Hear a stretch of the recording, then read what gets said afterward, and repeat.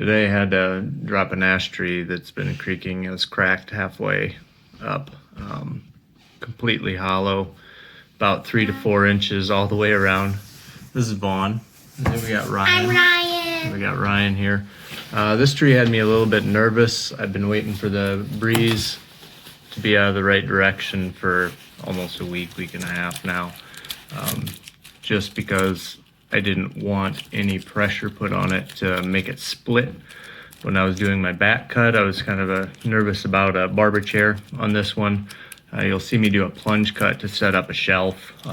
So if it was going to start to split, it would catch itself and at least slow it down, so I had some time to get out of there. Yeah, 7310 with a 36-inch guide to drop it and do one cut. Too much for the oiler. I mean, running through all that dirt in the tree, it bound her up a little bit, but ran the 28, 58 thousandths through the rest of it.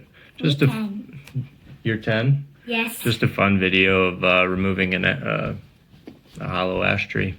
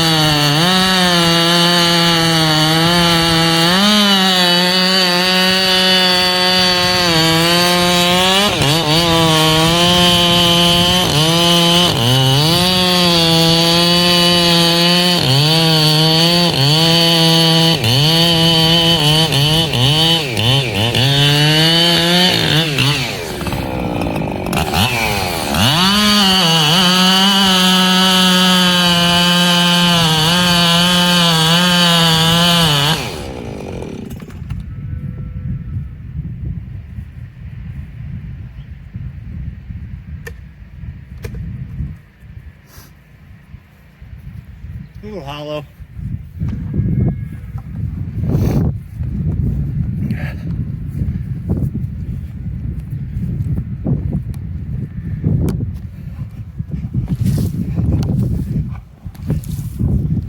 Whew.